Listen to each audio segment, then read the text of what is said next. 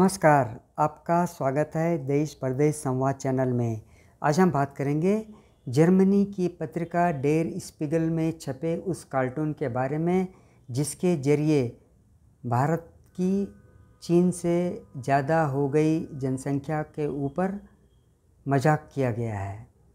Germany की पत्रिका der Spiegel ने भारतीयों का मखौल उड़ाते हुए एक कार्टून छापा है। इस विवादित कार्टून में स्वाभाविक व्यंग और कटाक्ष नहीं, बल्कि भारतीयों का मजाक उड़ाने और भारत को नीचा दिखाने की नीयत ज़्यादा नज़र आती है। इस कार्टून में दो तस्वीरों को माध्यम बनाकर भारत और चीन की तुलना की गई है। जर्मनी ने इस व्यंग चित्र के जरिए भारत के आबादी के हिसाब से चीन को पछाड़कर नंबर 1 स्थान पर पहुंचने पर कटाक्ष किया है। डेर स्पीगल ने इस व्यंग चित्र के जरिए यह बताने का प्रयास किया है कि भारत अभी भी काफ़ी पिछड़ा हुआ है और जनसंख्या के आधार पर चीन, जो कि नंबर 1 स्थान पर था, वह काफ़ी तरक्की कर चुका है। भारत उसके सामने कहीं ठहरता भी नहीं है। व्यंग चित्र में ट्रेनों को प्रतीक के तौर पर लिया गया है। दोनों देशों के बीच ट्रेनों को दिखलाकर प्रगति दिखाने की कोशिश की गई है और भारत को नीचा दिखाया गया है।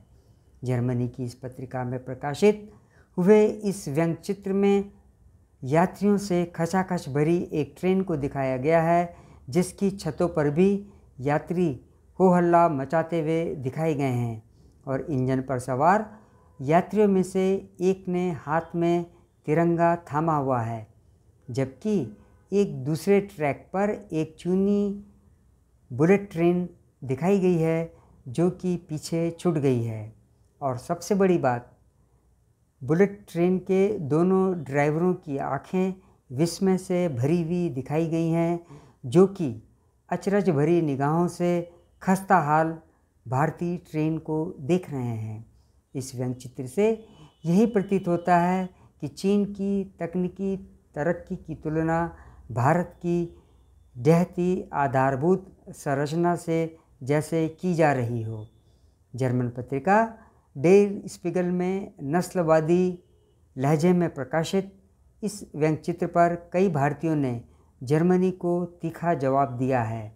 यहाँ तक कि केंद्रीय मंत्री राजीव चंद्रशेखर ने भी ट्वीट के जरिए डेर स्पीगल को करारा जवाब दिया है।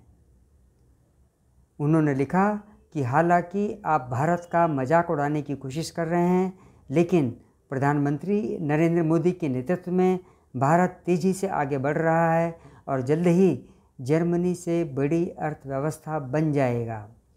वहीं बीजेपी के उपाध्यक्ष बैजयंत जय पांडा ने अपने ट्वीट में कहा कि जर्मनी की पत्रिका डेर स्पीगल का मतलब है द मिरर, लेकिन इस अपमानजनक व्यंग्यचित्र के बाद पत्रिका को रेसिस्ट ईशन ट्रोल नाम रख लेना चाहिए। उन्होंने साथ ही जर्मनी के इतिहास की भी याद दिलाई, जिसमें रेसिज्म और होलोकॉस्ट का काला सच जर्मनी की तत्कालीन सोच को दिखाता है। सूचना एवं प्रसारण मंत्रालय के वरिष्ठ सलाहकार कंचन गुप्ता ने लिखा कि जर्मनी यह अपमानजनक तौर पर नस्लवादी कार्टून है। भारत के इस चित्रण की वास्तविकता से कोई समानता नहीं है। इसका उद्देश्य भारत को नीचा दिखाना है। वायरल व्यंग्यचित्र का उद्देश्य भारत और चीन के बीच विकास के स्तर की तुलना करना है और इस व्यंग्यचित्र के सोशल मीडिया प्लेटफॉर्म पर वायरल होते ही आम भारतीयों की प्रतिक्रियाएं भी सामने आई हैं।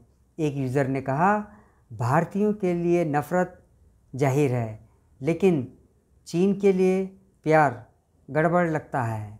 एक अन्य उपयोगकर्ता ने कहा, हाँ, हमने इसे किया, इसके बावजूद और आप हमें रोक नहीं सकते। बता दें कि भारत के बारे में रिपोर्टिंग करते हुए विदेशी मीडिया पत्रकारिता के सभी मूल्यों और मर्यादाओं की तिलांजलि देने में जरा सी भी हिचक नहीं दिखाता है। लंबी लिस्ट है भारत के खिलाफ प्रोपेगेंडा चलाने की।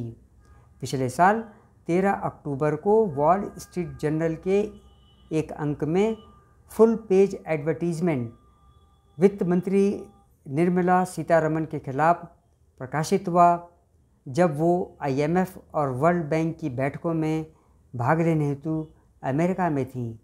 विज्ञापन में कहा गया कि meet the officials who make India an unsafe place to invest.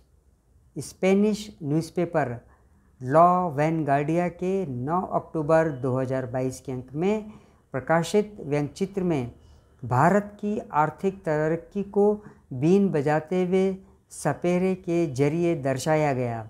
Bharat का उपहास उड़ाते घमंडी और नस्लीय मानसिकता वाले व्यंग्य चित्रों का एक लंबा सिलसिला है।